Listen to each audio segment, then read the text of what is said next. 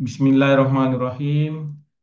Assalamualaikum warahmatullahi wabarakatuh.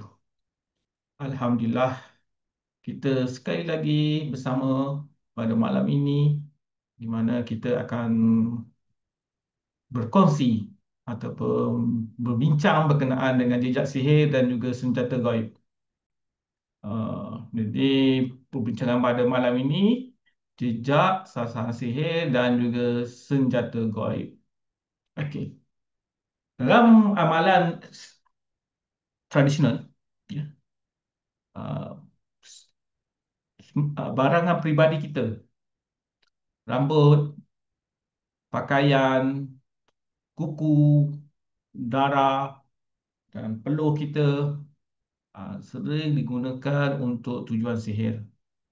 Sama ada untuk pengasih ke, santau ke, pelalau ke, pelaris ke. Ya. Tapi bagaimana ya dan mengapa bahan ini memberi kesan?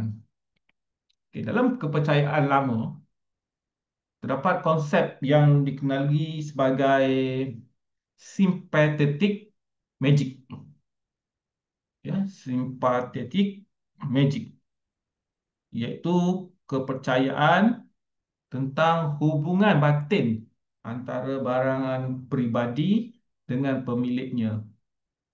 Sebab barangan peribadi itu dengan pemiliknya mempunyai perkongsian kimia, bahan kimia. Kita sentuh dia, kita peluk dia, kita pakai dia, ya. Macam rambut kita, ada DNA kita. Ah, jadi dia ada hubungan batin. Ini dalam kepercayaan lama. Segala sesuatu yang berasal dari tubuh seseorang, macam rambut, kuku dan sebagainya, dia boleh membawa kesan, boleh membawa jejak rohani yang masih terikat dengan individu tersebut. Sebab itu berhati-hati anda memotong rambut. Setengah orang-orang dulu apabila potong rambut di kampung, di kampung, mereka ambil balik rambut mereka untuk diorang buang. Sebab kita tak nak ada orang kutip rambut kita uh, untuk tujuan sihir. Kalau dari sains forensik, bahan yang boleh dianalisis seperti DNA ataupun bau kimia untuk mengesan pemiliknya. Kalau misalnya ada kes-kes jenayah, polis akan mengesan pemiliknya berdasarkan DNA yang melekat pada pakaian seseorang. Jadi dalam amalan ritual sihir ni, apabila kita kenakan ke atas barang peribadinya, maka terpantullah kepada pemilik asalnya, pemilik sebenarnya. Ibarat kita meninggalkan jejak lah, macam baju kita, ya, dan digunakanlah sebagai penyihir untuk dihala ke mana. Maksud saya ialah jejak ke alamat mangsa. Faham? Macam anjing pengesan lah. Anjing pengesan kan? Ah, Macam mana dia menyecaki uh, individu ataupun orang yang hilang melalui pakaian lah, barangan pribadinya. Ah, Dari sudut sains, ia dikesan melalui peluh dia, bau kimia lah, ya, yang dihasilkan oleh tubuh manusia. Ah, Molekul bau itulah yang melekat pada pakaian tu, dikenal pasti oleh sistem dia anjing. Dan anjing tu carilah melalui sensitiviti uh, hidung anjing tu. Macam itulah jin. Jin nak hala ke mana sihirnya tu, maka dia kena cari satu benda yang boleh dia nak mengenal pasti address dia, iaitu dengan bau pakaian, barang-barang yang boleh menjadi alamat kepada pemiliknya sebenarnya.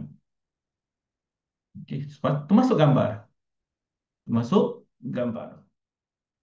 Apa jadi kalau tukang sihir tu dia tak cukup bahan, tak cukup bahan, gambar pun blur, rambut pun agak-agak betul ke tak, tuan-tuan rambut jagung ke, mana tahu kan. Jadi benda macam itu memang menyebabkan tersalah sasaran, ya. Ah, atau dalam setengah kes dia boleh melantun balik ke tempat penyihir. Boleh. Sebab apa? Mereka ada perjanjian jin tu. Kalau jin tu dia mesti dia ada mencapai matlamatnya. Kalau disuruh dibawa ke sana ke sini, dia mesti uh, mencapai sasaran dia, mencapai matlamatnya. Kalau gagal, maka musibah akan menimpa pada penyihirnya. Maksudnya jin pun tak dapat apa yang dia nak, si tuan sihir pun tak dapat apa yang dia hajatkan, maka berlagalah sebab apa? Mereka buat perjanjian. Wallahu a'lam perjanjian tu macam mana. Ah, pada setengah kes, jin ni tak semestinya dia menikmati mangsa sebagai balasan. Tukang sihir dia hantar je ramuan tu melalui medium. Medium ni termasuklah angin, uh, makanan, apa-apa sajalah, ya, yang ataupun sentuhan, bergantung jenis-jenis sihir. Tetapi jin tak masuk, tak merasuk. Walaupun dia tidak merasuk, tetapi juga orang yang terkena tu tetap juga memberi kesan sebagaimana Nabi Muhammad SAW yang pernah disihir oleh apa tu, Labid Al-Asam, yang mana bahan sihir tu disorok dekat telaga kan. Ah, orang-orang dulu Orang-orang dulu, wallahu a'lam benar ataupun tidak, kita pun tak boleh nak cakap benar atau tidak, tak pernah mencuba. Orang-orang dulu apabila uh, si apabila dirasa ada satu laluan sihir, ya, laluan sihir yang dapat dirasai, dia akan tepuk untuk dia gangguan frekuensi, ataupun bila dia ketuk situ, maksudnya getaran yang di telinga ni ada getaran dia, menyebabkan sihir itu pun dia akan terganggu. Seperti awak dengar lah, bila saya tepuk awak pun terganggu. Ah, Kalau awak berkocakkan air, ikan pun boleh terganggu. Apa saja bentuk yang kita tepuk, kan, menyebabkan berlaku gangguan. Um, Kun ambil daripada buku Abdullah Siddiq dalam Misteri Ilmu Batin Melayu Nusantara, halaman muka surat 84, 85. Ini dia cerita dia. Ilmu tepuk ini juga diguna pakai untuk melemahkan tenaga yang bergerak dari jarak jauh. Menurut orang terdahulu, bola api yang berterbangan di waktu malam dikaitkan dengan tenaga negatif ilmu tujuh yang sengaja dihantar kepada mangsa. Apabila kita tepuk tangan, tenaga itu akan lemah, jatuh dan tidak pergi kepada mangsa. Itu merupakan kelemahan tenaga negatif.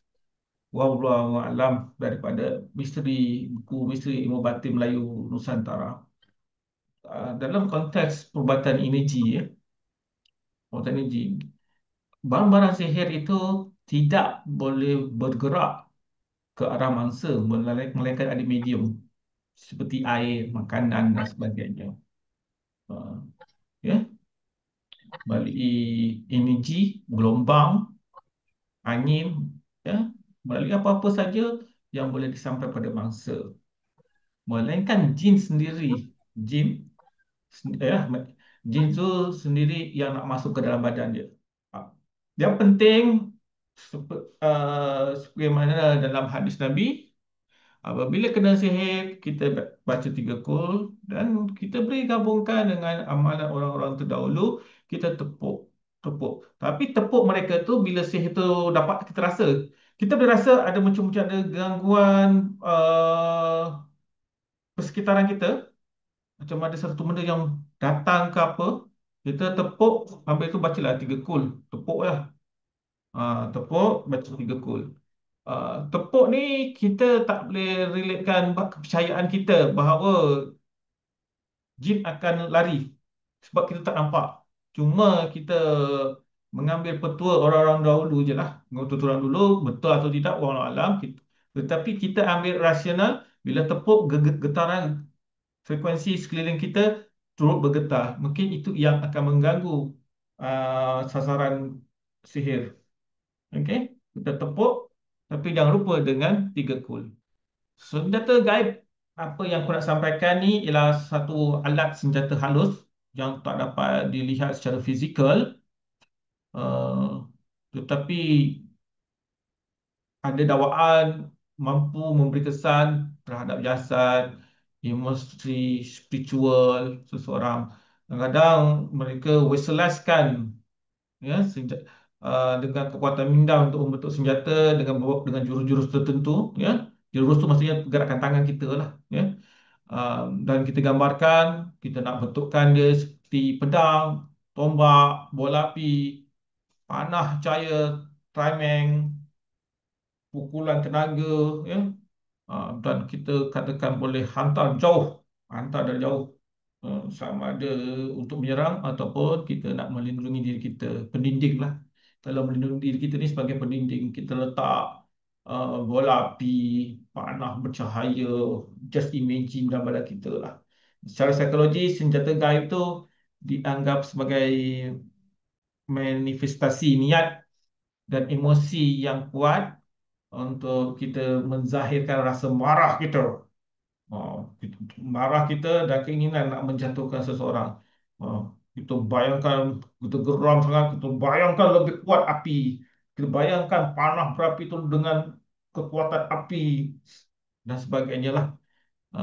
Jadi, penciptaan senjata gaib ni sering dikaitkan dengan individu yang memiliki kepekaan luar biasa, psikik, ya. Tapi tak semua orang yang sensitif dapat membentukkan senjata tu sebab dia guna teknik imajinasi yang kuat ya. Hmm. Kadang-kadang dia just membayangkan tapi sebenarnya dia tak tahu hakikatnya nampak ke tidak ke dia tak pasti. Jadi ke tidak dia tak pasti. Ah, ya. Jadi kadang-kadang dia boleh imajinasi tapi tak pasti benda tu wujud ke tidak. Okey. Ah, tapi ada orang dia boleh mengimajinasi dan dia nampak. Imajinasi dia nampak dengan kesedaran, bukan khayalan, tapi kesedaran dia nampak bola api itu ya, berada di luar.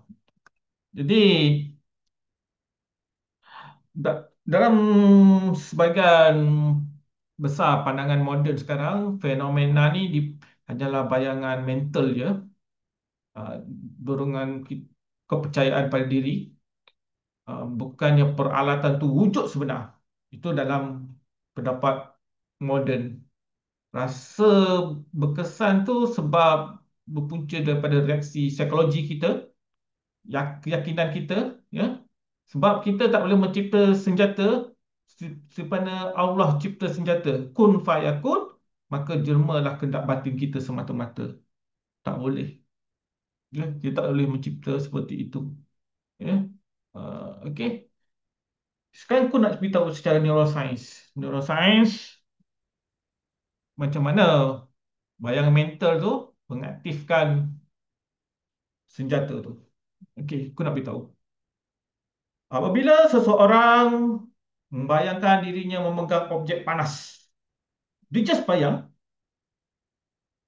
okey, ada bahagian otak, korteks somatosensory, ya, dia akan memproses deria tu turut aktif. Dia pun aktif. Kalau kita membayangkan benda tu memegang objek panas, kita bayangkan objek panas. Pada masa yang sama, bahagian otak pun akan turut aktif. Dia akan turut merasai rasa panas. Ah, Ketika seseorang dia membayangkan serangan, dia bayangkan kena serangan. Atau motor cortex dia ataupun sistem neuron cermin badan saraf kita ada neuron system, mirror neuron system, ya, dia akan bertindak seperti mana yang kita sangkakan. Kita apabila orang tu deep, dia rasa macam dia kena serang. Jadi perbuat kita automatik tangan kita terus berpencak, terus bergerak, ya,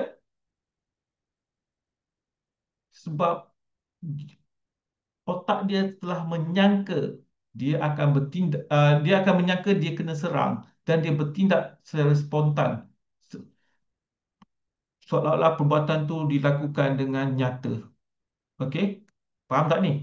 Ketika seorang bayangkan kena serangan, motor cortex ataupun sistem neuron cermin tu akan bertindak juga seperti perbuatan tu dilakukan secara nyata. Maksudnya benar-benar berlaku. Faham ke tak awak ni semua ni? Ya.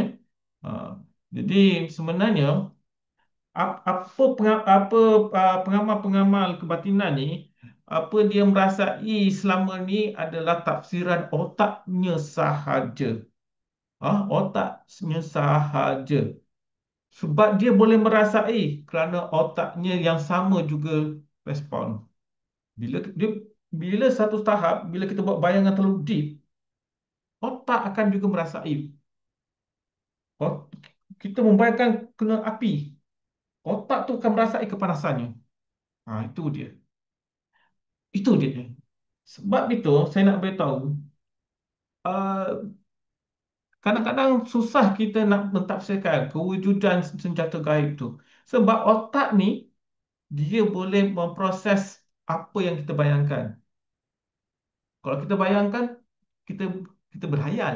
Tetapi ada orang membayangkan deep sampaikan otak akan respon seperti mana seolah-olah benda tu betul-betul terjadi. Ah, Okey. Ah, Mungkin anda boleh baca bahagian neuroscience dan tajuk cortex somatosensory ataupun dengan motor cortex bahagian brain lah, bahagian otak. Dia dia akan bertindak seperti mana perbuatan tu betul-betul nyata. Apa i- Apabila kita melakukan meditation, apa kita melakukan amalan-amalan, kita akan membayangkan terlalu deep nanti. Maksudnya kita ada amalan ni, dengan amalan itu membayangkan apa saja kita nak bayangan kita akan jatuh ke dalam deep, sampaikan otak akan merasai benda yang sama, menyebabkan kita menyebabkan kita rasa benar-benar berlaku sebab kita dapat merasai apa yang kita bayangkan, ya. Itulah kehebatan bahagian otak yang memproses deria, sentuhan dan suhu. Ah, ya. Hmm. Itu sebabnya saya nak beritahu kepada anda, itu adalah daripada kesan daripada amalan ritual kita yang membuatkan kita membayangkan diri kita terlalu dalam. Ya, sampaikan kalau kita bayangkan objek panas, kita akan rasa panas. Kalau kita bayangkan menepati sasaran, okey, kita bayangkan benda gaib tu, senjata gaib tu sampai ke sasarannya. Dan otak memang mentafsirkan sampai tepat. Sebab apa? Sebab apa tadi? Bayangan kita sampai ke dalam. Hingga kan otak mentafsirkan seolah-olah tenaga tu memang keluar dan mengenai sasaran. Itu cumalah bayangan orang yang mengantah. Orang yang kena ni itu dia tak ada dia tak ada bayangkan. Orang yang bayangkan tu dia rasa keluar, tapi orang mangsa tu ataupun orang yang dituju tu dia tidak ada mengalami sebarang kesan, tak ada. Sebab apa? Dia tak ada bayangkan kecuali uh, mereka terpengaruh dengan kepercayaan bahawa dirinya sedang diserang. Terpengaruh inilah yang boleh menyebabkan otaknya sentiasa trigger. Kalau ada benda-benda yang gerak aja ataupun benda-benda yang dia rasa agak annoying, dia mulalah benda tu boleh kena, boleh berlaku. Serangan. senjata gaib ke dan sebagainya. Ya, pertama sekali ialah tubuh sendiri sensitif berdasarkan pengalaman lampau. Otak kita ni ada satu minda tenaga dalam pula. Minda lapisan dalam ni, minda lapisan dalam, minda bawah sedar kita ni, dia akan menyimpan maklumat yang kita tak sedar. Contohnya, kita nampak macam sejuk, tiba-tiba kita risau. Itu minda bawah sedar. Mungkin rasa sejuk itu dia, otak akan respon benda yang pernah dialami dulu. Tapi dia tak ingat. Dia tak ingat. Minda bawah sedar ni biasanya dia tak ingat. Tapi benda tu ada. Otak je ingat. Itulah minda bawah sedar. Jadi pengalaman lampau boleh mencipta kepekaan otak secara automatik. Macam mana seseorang tu percaya dirinya diserang? Hmm. Rasa tak sedar hati. Yalah, betul juga. Intuition kan. Okay. Intuition ni banyak berlaku sebab apa? Kadang kita sensitif dengan kehadiran tenaga. Macam orang apa ni? Lalu pun kita perasan kan. Macam ada orang lalu je. Sama jugalah. Apabila tukang sihir tu dia dia hantar sihir, tiba-tiba dia percaya serangan dia tu berpatah balik. Okey, otaknya akan tafsir sensasi yang dirasa itu sebagai pukulan semula. Maksudnya, tukang sihir tu kadang-kadang dia mempercayai serangan tenaga yang dilakukan tu berpatah balik. Boleh berlaku. Fenomena ni dipanggil psychosomatic loop. Psychosomatic loop. Hmm. Di mana minda mencipta reaksi tubuh sepadan dengan tafsirannya. Contohnya, kadang-kadang mangsa, mangsa pun sama juga. Dia ada otak, minda bawah sedar dia pernah kena sihir lah contoh. Pernah kena sihir. Bila badan dia, bila otak bawah sedar dia terasa ada tenaga luar biasa masuk dalam badannya, dia secara automatik dia akan react, dia akan mencipta reaksi tubuh tu sepadan dengan tafsiran dia lah. Dia terus, tangan dia automatik dia terus menolak ke dan sebagainya secara secara automatik. Okey. Dan otaknya pun bayangkan pada orang itu terkena lah dengan pukulan balik tu. Ya. Uh, Itu fenomena tu dipanggil psychosomatic loop. Uh, Reaksi ni biasanya bila dia rasa jantung dia berdebar-debar, cemas. Kita, kenapa badan aku cemas ni? Aku tak ada rasa apa-apa, tapi jantung tu cemas. Itu maksudnya react daripada minda bawah sedar dia lah. Tiba-tiba je badan dia, dan dia macam otaknya terus respon. Ada cahaya lalu ke dia pintas lah. Automatik dia akan pintas lah secara automatik macam kita lah. Tiba ada kayu datang hala kat kita, kita automatik tangan kita melawan kan, ataupun menahan tanpa kita berfikir panjang. Betul tak? Itulah cerita dia. Okey. Adakah kita boleh membunuh jin menggunakan senjata aib? Tidak. Tidak ada. Kita tak boleh bunuh jin dengan senjata gaib kita tu. Senjata gaib tu adalah ada dua. Kalau biasanya makhluk halus dengan makhluk halus, dia menjadilah. Makhluk halus dengan makhluk halus, dia boleh berperang. Tetapi kalau sekadar main kita yang masuk, yang deep, yang kita buat bayangan tu memang nyata, kita nampak dan kita dapat rasa panas tu, kan? Sejuk tu kita rasa. Memang kita boleh rasa. Ya, kita boleh rasa. Ya. Sebab otak yang sama juga respon. Merasai kepanasan tu. Ah, Tak ada apa-apa. Tidak ada apa-apa. Anda mempunyai alasan sendiri, mempunyai jawapan sendiri. Kalau anda tanya kun, itu jawapan kun. Kalau anda mungkin ada jawapan lain yang lebih kukuh, kun terima. Sebab bila cerita pasal gaib, dia boleh dibincangkan luar batas, tidak terhad. Benda yang tidak, kalau sains dia ada titik, dia ada titik. Kalau benda-benda gaib, anekdot, pengalaman masing-masing lah ya. Okey. Okey, apa pandanganku dengan mengamalkan jurus? Jurus, perbuatan Islam mengamalkan jurus. Jurus tu apa? Ini jurus. Baca Fatihah apa semua jurus. Maksud jurus tu apa? Bersilat jurus. Apa apa ni, macam apa yang jurus ni? Jurus ni saya tak tahu nak cakap lah, tapi jurus ni macam orang ruqyah tu. Jurus lah tu. Baca. Jurus lah tu. Uh, Okey, itu saja perkongsianku. Kun ucapkan Assalamualaikum warahmatullahi wabarakatuh.